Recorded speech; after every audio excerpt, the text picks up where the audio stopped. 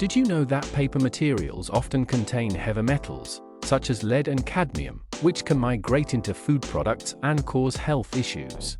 The thicker the paper, the more metals it usually contains. Printed paper presents an even greater concern, as the inks often contribute additional metal content.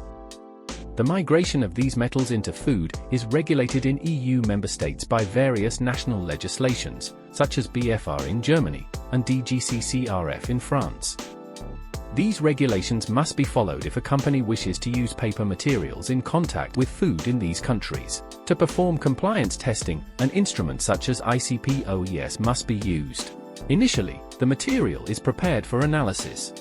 10 grams of the specimen are cut by hand, to avoid contamination from metallic scalpels or scissors.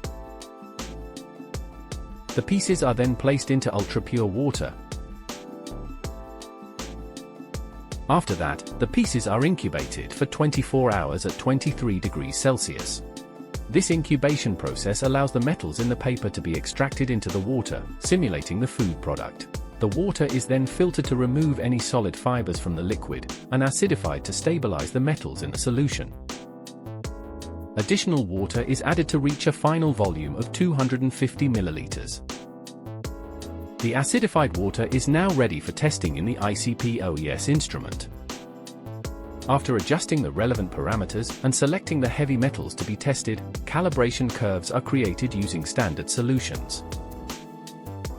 The liquid sample is then analyzed to determine the metal content that has migrated from the paper material. If the results comply with legislative limits, the producer can proceed to sell the product to subsequent stages, ensuring consumer safety. If the results exceed the legal limits, the paper material must be reformulated by the manufacturer to minimize the metal content in the material's composition.